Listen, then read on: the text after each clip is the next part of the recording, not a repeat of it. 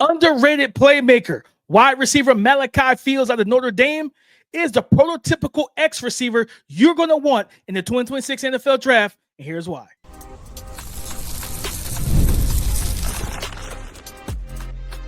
You are Locked On NFL Draft, your daily podcast covering the NFL Draft. Part of the Locked On Podcast Network, your team every day. Welcome back to the Locked On NFL Draft Podcast, your daily podcast covering your favorite draft prospects, part of the Locked On Podcast Network, your team every day. I'm your boy, Damian Parson. I'm an NFL draft analyst with Bleacher Report. That's my guy, Keith Sanchez. He is a director of scouting with the Draft Network and 2019 national champion with the LSU Tigers. And as always, thank you for making Locked On NFL Draft your first listen today and every day. Shout out for being our everydayers, guys. We are back with the Summer Scouting Notebook. Big body wide receiver transferred from Virginia to Notre Dame, Malachi Fields, 6'4", 220. We're going to talk about his game. Makai Lemon, or Lemon, over for USC. With Zachariah Branch going to Georgia, is he in a position for an uptick in targets and production? And then Barion Brown, the speedy receiver, going from Kentucky to LSU, but staying in the SEC. We'll talk about that in just a second. But before that, today's episode is brought to you by Game Time. Download the Game Time app, create an account, and use the code LOCKEDONNFL for $20 off your first purchase. Malachi Fields, 6'4", 220. Keith, coming off a season for Virginia. Matter of fact, back-to-back years. 2023, 100 targets, 811 yards receiving, 14 yards per catch, 5 receiving touchdowns.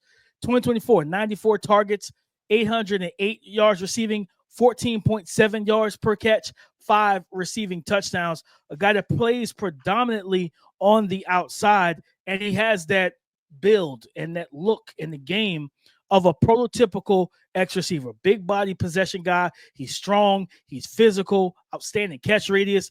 In terms of what he brings to the table. And for a big guy, Keith, he makes plays after the catch. He's not just a stiff arm, throw you into the dirt, push you out of bounds, and run through you type of guy. He actually has some stop-start ability. He'll make a guy miss. You're talking about, we've seen like the Julio Jones, the Dez Bryants, like you're lined up out wide one-on-one, and they throw that smoke screen to you. Now it's you catching the ball behind the line of scrimmage, and you got a DB right there. Can you make that guy miss?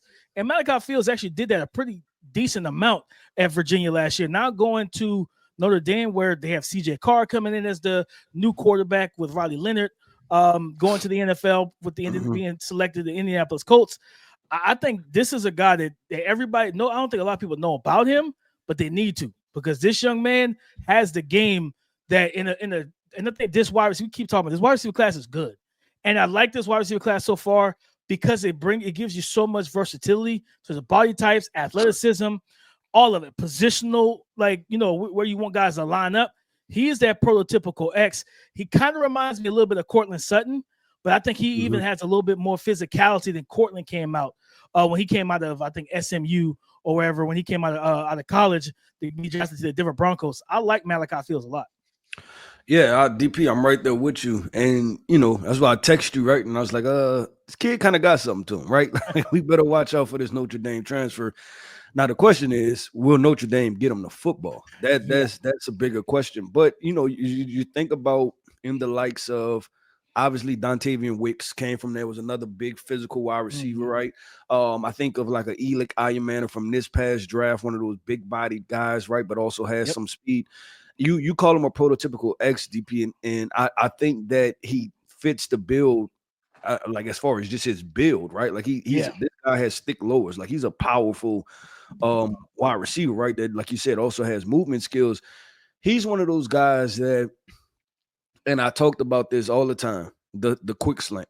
The third and fourth, 3rd and 5. Can you run a quick slant and let's move the chains? He's one of those guys that has the foot quickness, but he appears to have the body profile, right? Like he's gonna be tough to fight through, or just tough to just press at the line of scrimmage. And so I'm excited for him. I hope that he's another guy that I hope that he gets the football, DP. I hope that him leaving Virginia and going to Notre Dame is a situation where they're actually going to throw the football. Did Notre Dame need wide receivers? Yes, they did. I just hope that they found quarterback play too, to where he can get the football a lot, so we can really see what he has to showcase, because I think there's a lot of it. Like there's a lot there to kind of unfold.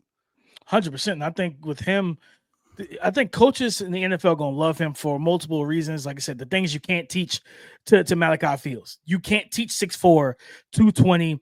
And from his, like you said, his body profile, he is a muscular build, but it doesn't create a lot of stiff. Like as a route runner, I didn't see a guy that had a bunch of stiffness in his hips or in his lower halves to where he couldn't separate it. He got out of his break at the apex of his routes, but also it's the willingness to put his body on the line with the ball in the air. Like you talk about that body control, going up on the sideline, coming out with 2 feet in bounds, being able to bully ball guys at the catch point. But there was a play, one of his highlights, where they threw the ball in the vertical shot. Ball was thrown way out in front of him, and him Superman dive, like laid it out and went and got it. And I was just like, yeah, most receivers aren't doing this. Like they're not going to. They're like, hey, you overshot it. You like, you know what I mean? It's like, hey, it's too over the head. I can't do nothing with it. Like, he actually laid out for it. I think for him, the thing he's going to have to prove now is going to Notre Dame. Of course, will they get him the targets? You got Jaden Greathouse, who's another wide receiver prospect who I think is also draft eligible. He started cooking. Was it the Penn State game or I think it was the Ohio State game? Like as they started to kind of try to roll back, he started. Yep. And I was like, why didn't y'all get him going from the beginning? You know, it was the national championship game, and they were throwing the ball up to him. Yeah, we're waiting till you're down 2-3 scores. Hey, let's get Jaden Greathouse. No, you should have got him involved out the gate. But that's a really good, really talented wide receiver. So that's a nice 1-2 punch in terms of thunder and lightning combo at receiver, where you got the big physical guy in Malachi Fields and the speedy route runner in terms of Jaden Greathouse. But they got to get the ball to these young men. I think CJ Carr coming in, I think it was like a 4-star recruit, if I remember correctly. This is a guy that should be able to get the ball to him. You probably won't use him the way you use Riley Leonard in that whole mini Tim Tebow type of role and QB power, QB kind. He should be able to true drop back sets and throw the ball. I want to see when you play some of these better teams and you face some of the better athletes, Keith, the vertical speed on the outside. Now, granted, you have a very good get out of jail free card because you're 6'4", 220, and you got great body control and you can make contested catches, right? But can you run past a guy that is lighter than you, who's a good athlete, and they give you that free release and they're stride for stride? Can you make the old phrase true? If he's even, he's leaving. Can you pull away in them situations? I think that's going to be one of the big things for him. And then anytime you're dealing with guys that big and physical, you want to get hands on to delay everything, right? Like they may not be the most explosive starter. So it's like, okay, if I can slow you up at the line of scrimmage, that could take you out the progression because the quarterback probably isn't going to have enough time to wait for you to get off the line of scrimmage, beat press. I want to see, can he win with quickness and finesse at the line of scrimmage and not just physicality? Yeah, or is his power just overwhelming the defensive backs, right? Because we know some wide receivers, they're just so big and strong that defensive backs choose not to press them. They're like, you know what? If I get up on this guy, it's going to be a problem, right? Like the A.J. Browns. And I wonder if moving forward, that potentially could be a good comp for him. I'm not calling him an all-pro wide receiver yet, right? Yeah. But I'm talking about this kid is 6'4", 220. He's a big boy that can move, right? And A.J. Brown is of the same ilk. So it'll be interesting, DP, moving forward to see how the season folds out for him, to see if Malachi Fields can elevate his play, elevate his game, and become one of the better wide receivers in this draft class. But DP, we got to go to the West Coast, man. We have to talk about Makai. Is it Lemon? I feel like you put I think I did. You put a little accent on. I don't. Was it warranted? Is it accurate, or you was just feeling a little fancy? Okay, you was feeling fancy today. Okay, so Lemon or Lemon? I'm not sure. We're gonna talk about Makai, wide receiver from USC. One thing I do know, this guy can make plays, and we're gonna talk about him coming up next. There's nothing like the NBA playoffs, the intensity, the buzzer beaters, and fans losing their ever-loving minds. It's the kind of atmosphere you must experience live. And this year's matchups are already delivering. If you want in, Game Time makes it fast and easy to get seats, even for the biggest playoff games like the NBA Finals. Prices on the app actually drop closer to tip-off. And with killer last-minute deals, panoramic seat views, and no surprise fees, Game Time is a total game changer. The app makes it ridiculously simple. 2 taps and you're done. And the NFL season is about to kick off soon, guys.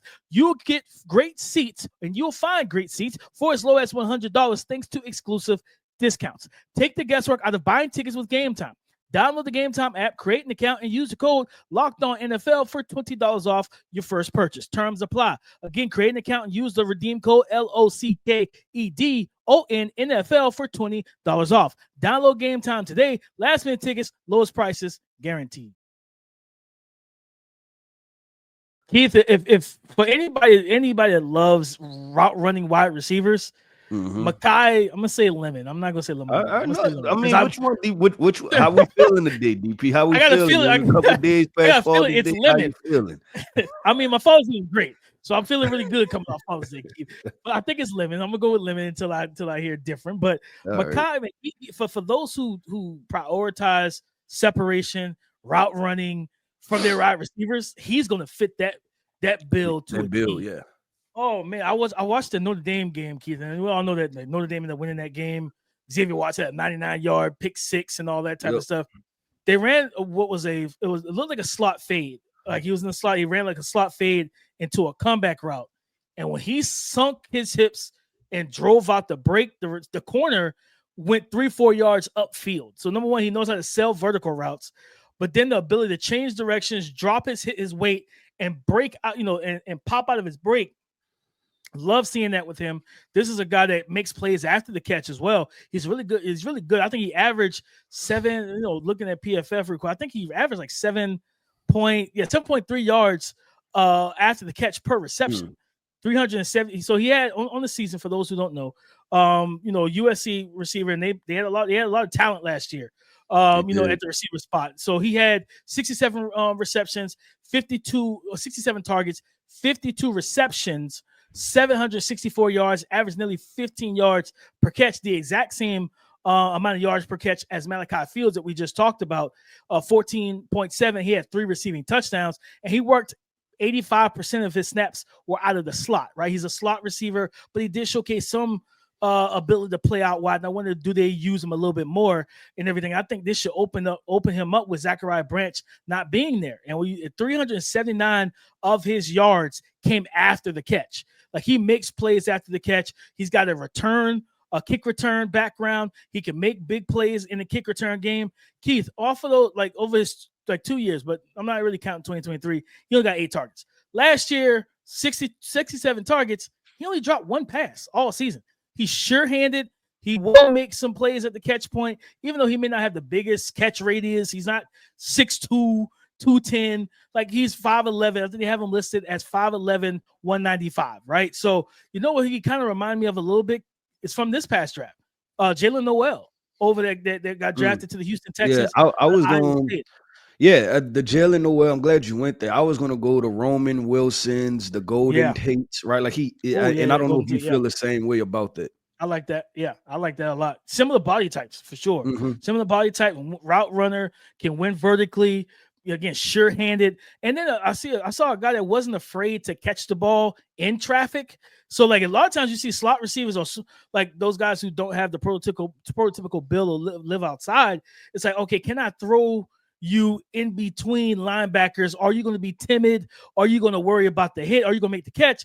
And he plays tough, man. So I think this is a guy, again, if you really like guys who win with route running, things of that nature, that's what Makai Lemon is going to bring to you. He's going to bring that stop and start ability, quick, short area quickness.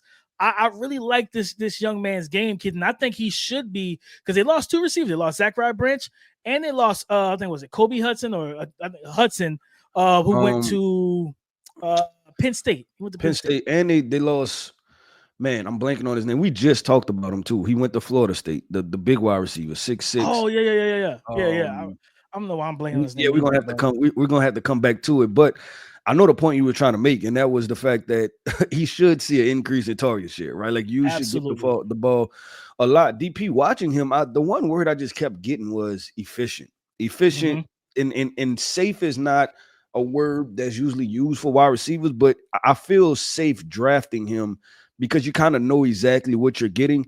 And maybe he doesn't have the potential to be the best wide receiver in the NFL, right? Or maybe won't crack your top 5, but year in and year out. And that's why I use the Golden Tates and then Tyler Lockett's, right? Like, how many times has Tyler Lockett been overlooked in like fantasy drafts, right? And then he just delivers every single time. Yeah. And that's what I kind of get from him. Like, he understands the game. He appears to be a highly knowledgeable guy. Like enough short area quickness, enough burst, enough speed, enough ability to get open and make plays from that. So that's why when I look at Makai Lemon, I see those type of situations from him, and that makes me as a talent evaluator, you feel good about that. And then if you're drafting them, you feel good, like, hey, this guy can play some football. So I'm excited to see. Yeah. I think the Christian Kirks, they throw that name in there, and it's different, different guys, and maybe, Amon-Ra. I think Amon-Ra St. Brown might be the god tier of slot receivers because he's like a little bit of an outlier. He's not the 4.3 athlete that you want and stuff like that, but he's sure-handed, great route runner. He's super physical and tough, and he makes plays after the catch. And then it's the fact of being timely, like those big time moments, 3rd and 8, 3rd and 10.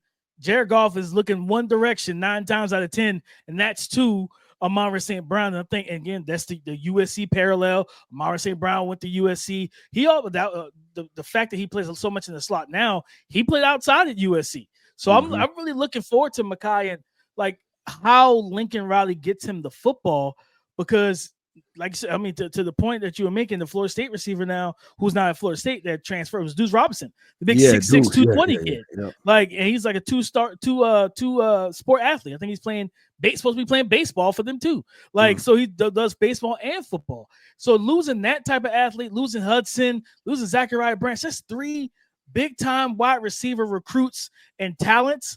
That's freeing up a lot of targets and a lot of opportunities for Makai Lemon to come in here. And I personally believe, because they still have some guys, like I think Jacoby Lane, stuff like that, and we would get into him another day, get into his tape. I think that this young man should see 100 targets. Like, I truly believe, like, close to it. Like, you know what I mean? Like, that's because for me, when I look at Makai, he could be the wide receiver one he probably should be for this team. You have a new quarterback. You want to, like, that guy that can really get the offense rolling early. That's Makai Lemon. And you could do they did some manufactured stuff with him. Like, that's not where he like has to live or where he lives at all, in my personal opinion. They just does it because he's good at it, right? Like the orbit motion into the orbit screens and in the flats and stuff like that. Like, you get him those type of plays where you got lead blockers, and we got something. He can make plays, especially his ability to make plays after the catch. His vision after the catch, you see it when he returns kicks. It's top notch. Like, it's good. It's really good. Absolutely. And every wide receiver, DP, because we about to talk about a speedster coming up next, but every wide receiver isn't necessarily great at running screens, right? Like those tunnel screens, quick screens, smoke screens, because what you talked about, the vision. Now you have to become almost a running back with the ball in your hands, and you have to understand angles, who's coming from where, right? Like, every guy isn't efficient at that. Even if it's set up and it seems like a very simple thing to do, every wide receiver is not a good screen wide receiver. All of them are not equipped to do that. But DP, let's talk about one of the guys, and you go ahead, throw your hat in there, right? I feel pretty safe, and I'm way ahead of myself, right? Like, I might have too much dip on my chip. I might be too far ahead of my skis, DP. But I feel good about saying this guy may have a top 5 40-yard dash time when it comes to the NFL Combine, right? And that's about 8 months away. But I'm talking about this Kentucky wide receiver who transferred to LSU, Barion Brown, the speedster. This guy can run. He's one of the fastest wide receiver prospects. We're going to talk about him coming up next.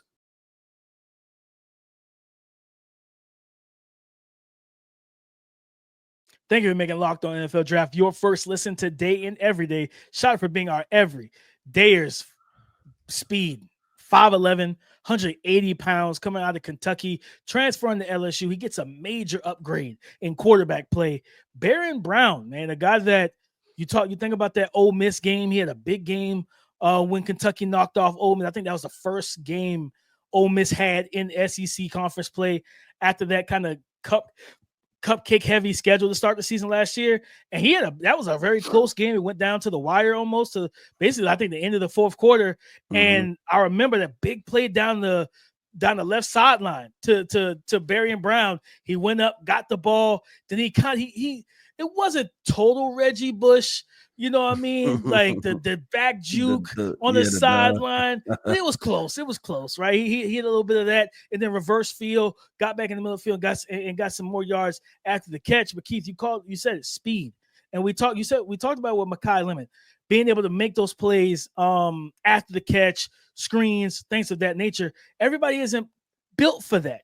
Barion Brown is. Like, Kentucky used him as a guy that especially I think he was the guy that helped the quarterback. If you got a quarterback that doesn't start fast, some of those manufactured stuff with a receiver like this helps get them into a rhythm. So he's really good in the gadget, manufactured touch, the orbit motion, the jet pop pass, jet sweeps, wide receiver reverses, wide receiver screens, things of that nature. He's good at that. But then you see the top end speed to take the top off the defense and get vertical. I love that about his game as well. And I just think this is a guy that, again, I talked about it with in the first topic, right? With Malachi Fields and Jaden Grayhouse, that thunder lightning type of combo at wide receiver. Well, guess what? LSU's about to have that same thing with Nick Anderson and Barion Brown. And I think if you're Garrett, I'm not telling y'all to go do this, but I'm just saying if I can make a bet, Garrett Nussmeier might be in the Heisman contendership for me. Conversation. I'm looking at. I gotta go look at our partners FanDuel and see what the Heisman odds are, and if he's not up there, I might put some money on it. Keith, me like, you know what?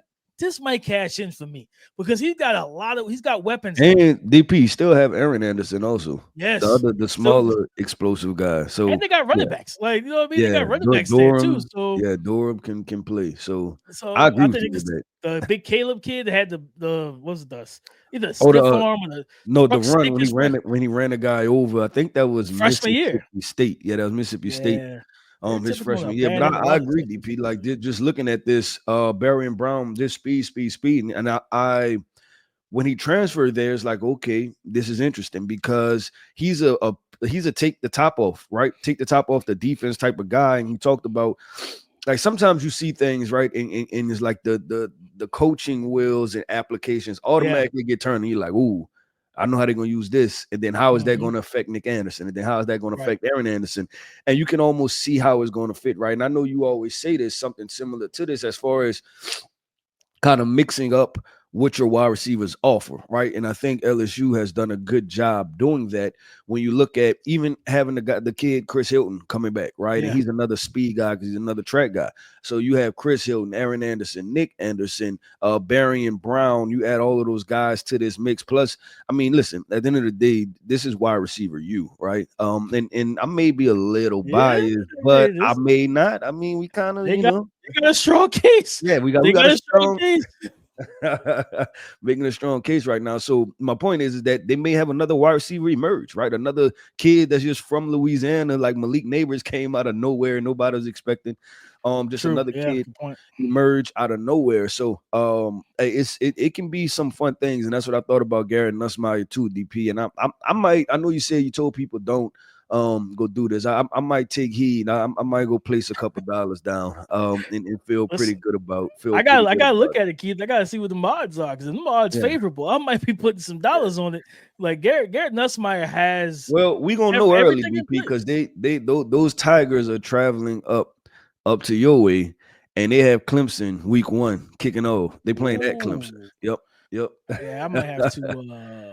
I might have to go ahead and put my credential in and see if I can get to that game. Let me get into the press box and watch that from the bird's eye view, Keith, to see that in person because that's a big time. That's a big time matchup to start the season.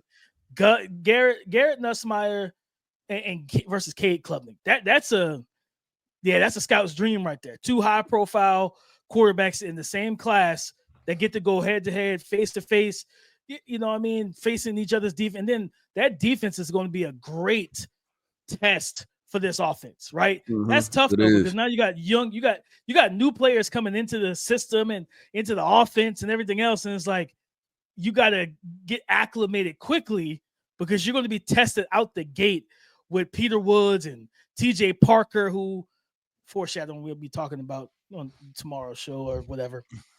Like, you got to deal with him and Avion Terrell, AJ Terrell's younger brother, and yeah, that's gonna be a game. Like I'm telling you now, if I'm not at that game, my phone is probably off and I'm not talking to nobody. I'm just locked in, just enjoying the festivities of that game on TV, man. But I think this is with Barion Brown. I think pairing him with. I want to ask you something real quick. Do you see more, because we talked about the speed, right? And there's conversations around fast wide receivers, right? A couple years ago, you had Tyquan Thornton out of Baylor, who the Patriots took, right? This past year, you had, I want to say EJ Speed. That's not the name. Arian Smith, out of Georgia, right? Really fast kid. Xavier Worthy, right? Went in the first round last year. So I want to ask you, where do you foresee him going? Like, is this just a speed guy, or you think there's much more to him? Like, is he a wide receiver that's fast, or is he just a fast guy playing wide receiver?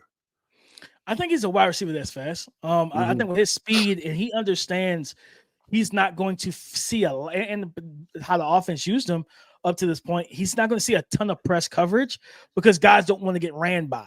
Because one missed punch, Keith, as you know, coaching DBs at LSU, missed punch on Jamar Chase and Terrace Marshall and Justin Jefferson, and they're by you, it's a house call. You know what I mean? You're burnt, you're beat.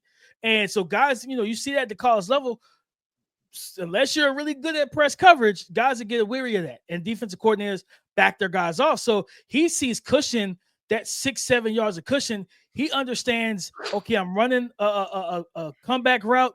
I know I already got kind of leverage in terms of being able to get that cushion. I could push you vertically, get you to open your hips. And I think that's the nuance detail I did like about him, is when I watched him on vertical routes, you could kind of see him eye the hip of the corner who's now at back pedal. And then when he see them open to bail out, he said, I got you. And then he works back down to the quarterback, or he breaks at the top of his route and works the out route, right? The out pattern. I think that's where, for him, I think for him is just kind of, I want to see him just run like, all right, those hitches where you get that hard drive. That drive phase is hard off the line of scrimmage, and he's pushing vertically. Now, can you snap off like at the drop of a dime and then work back to the quarterback?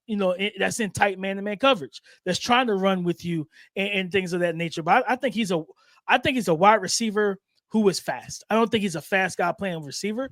I just think he gives you a lot. And then he also has, we talked about it with Makai, he also is another kick returner, an explosive one that can take it and not just flip field position. He can score if you give him the blocks, and he can weave in and out, and has the vision and the peripheral vision. When you're a returner, you got to have peripheral vision so you can see those lanes opening up on the sides of you, so you can dip and duck inside and out of those lanes, or slice in between them. And now you're down the sideline, and it's you and the punter. And you ask any return man in the country, that's the perfect scenario. Me 1-on-1 with the punter. He has no business tackling me. As long as I got space, I can make the play. So I think he's going to be a fun guy to watch. And now he's going to get targets that actually allows him to produce. He hasn't had that. I think his first year was with Will Levis. We knew how that went. They brought in Brock Vandegrift. That was no better. That was actually worse than the Will Levis situation in 2023. He's with Garrett now. Sign me up. I think Barion Brown's in for a big year. Yep. So, way too early, but we're going to say stock up, right? Stock up on this guy. Yes, sir. 4-3. 4-3 in the 40, baby. Yep, 100% with DP. That wraps up another episode, man, of the Locked On NFL Draft Podcast. I want to end this podcast off by saying shout out to our everydayers. Thank you for tapping in with us each and every single day. I am Keith Sanchez. You can find me on X at The Talent Code. That right there is my guy, my co-host, Mr. Damian Parson. You can find him on X at DP_NFL. And like we like to say, man, y'all come talk to us because we like to talk back. Go subscribe and follow for free on YouTube, wherever you listen to podcasts, to get the latest episode as soon as it is available. On tomorrow's episode, guys, we will be breaking down some edge rushers. We're going to start with TJ Tamorian Parker, the edge rusher from Clemson. Just talked about Clemson versus LSU. Garrett better know where TJ Parker is. When you see number 3 break the huddle for defense, you got to know where he is. We're going to break down his game and some other edge rushers for the 2026 class on tomorrow's show. So come and join the conversation again tomorrow on the Locked On Podcast Network, your team every day.